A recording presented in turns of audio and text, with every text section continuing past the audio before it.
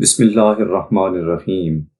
جس زمانے میں Quaid Azam governor general house میں قیام پذیر تھے تو کبھی سیر کے لیے ملیر تک جاتے، لیکن کوئی خصوصی حفاظتی انتظام نہیں ہوتا تھا۔ صرف اے ڈی سی گل حسن ڈرائیور کے ساتھ والی سیٹ پر بیٹھے ہوتے تھے۔ ایک روز راستے میں ریل کا پھاٹک بند تھا۔ کار وہاں پہنچ کر رک گئی۔ یہ دیکھ کر اے ڈی سی گاڑی سے اترے اور پھاٹک والے سے کہا کہ اگر گاڑی دور ہے تو پھاٹک کھول دو، کار میں قائد اعظم بیٹھے ہیں۔ پھاٹک والے نے یہ کہہ کر کہ گاڑی ابھی دور ہے پھاٹک کھول دیا۔ گل حسن آ کر اپنی جگہ بیٹھ گئے اور کار ڈرائیور عزیز کو اشارہ کیا کہ آگے چلو۔ عزیز نے کہا کہ صاحب یعنی قائد اعظم کا حکم ہے کہ گاڑی نہیں چلے گی۔ اسی لمحے قائد اعظم نے گل حسن سے کہا کہ اس آدمی سے کہو کہ پھاٹک دوبارہ بند کر دے۔ جب اے ڈی سی نے دوبارہ جا کر اس پھاٹک والے کو پھاٹک بند کرنے کا کہا تو وہ حیران ہوا اور پھاٹک بند کر دیا، حالانکہ ریل گاڑی ابھی دور تھی۔ کچھ دیر کے بعد ٹرین گزری، پھاٹک کھلا تو گورنر جنرل آف پاکستان کی اسٹاف کار حسب ضابطہ آگے بڑھی۔ قائد اعظم نے گل حسن سے پوچھا، گل آپ کو معلوم ہے کہ میں نے آپ سے پھاٹک بند کروانے کو کیوں کہا تھا؟ اس نے کہا جناب مجھے معلوم نہیں۔ قائد اعظم نے فرمایا کہ قانون سب کے لیے برابر ہے۔ اگر میں ہی ایک قانون نافذ کر کے اپنے ہی احکامات اور ہدایات پر خود ہی عمل نہ کروں تو پھر میں دوسروں سے یہ کیسے توقع رکھ سکتا ہوں کہ وہ میری ہدایات اور احکامات پر عمل کریں گے جبکہ میں ملک کا سربراہ ہوں۔ پاکستانی فوج کے جنرل گل حسن جو قائد کے اے ڈی سی تھے، وہ کہتے ہیں ایک بار قائد اعظم کے ایک بھائی ان سے ملنے آئے۔ انہوں نے مجھے اپنا وزٹنگ کارڈ دیا جو میں نے جا کر قائد اعظم کو دے دیا۔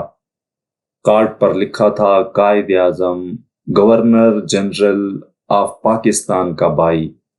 قائد نے پوچھا کون ہے؟ میں نے کہا کہ آپ کے بھائی ہیں۔ قائد بولے انہوں نے پہلے وقت لیا تھا؟ میں نے کہا جی نہیں۔ قائد نے فرمایا انہیں کہو تشریف لے جائیں۔ میں دروازے کی طرف مڑا ہی تھا کہ قائد نے مجھے دوبارہ بلایا اور کارڈ میرے ہاتھ سے لے کر سرخ پینسل سے اس پر سے قائد اعظم کا لفظ کاٹا، پھر گورنر جنرل پاکستان کے بھائی کا لفظ کاٹا اور پھر کارڈ مجھے تھماتے ہوئے کہا کہ ان سے کہو کہ کارڈ پر صرف اپنا نام لکھا کریں، میرے یا گورنر جنرل کے عہدے کا ناجائز فائدہ اٹھانے کی کوشش نہ کریں۔ میں نے جا کر کارڈ ان کے بھائی کو دے دیا۔ وہ وہاں سے چلے گئے اور پھر واپس نہ آئے۔ ایک اور واقعہ سپٹمبر 1947 میں پیش آیا۔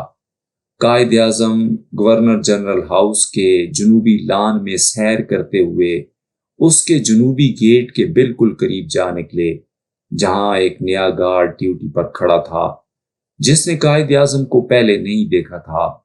اس نے جب قائد اعظم کو جنوبی گیٹ کی طرف بڑھتے ہوئے دیکھا تو اس نے آواز لگائی، یہیں رک جائیے صاحب، آپ آگے نہیں جا سکتے، آگے جانے کے احکامات نہیں ہیں۔ اسی دوران اے ڈی سی لیفٹیننٹ احسن بھی وہاں پہنچ گئے۔ قائد اعظم نے کہا احسن ذرا اس کو بتائیے کہ میں کون ہوں۔ احسن نے گارڈ سے کہا بھائی کیا کر رہے ہو؟ کیا تم جانتے نہیں کہ یہ کون ہے؟ یہ قائد اعظم محمد علی جناح ہے، پاکستان کے گورنر جنرل۔ گارڈ نے دو ٹوک الفاظ میں جواب دیا، نہیں جناب میں انہیں نہیں جانتا اور نہ ہی جاننا چاہتا ہوں۔ مجھے جو حکم ملا ہے اس کی پابندی کرنا میرا فرض ہے، خواہ کوئی بھی ہو۔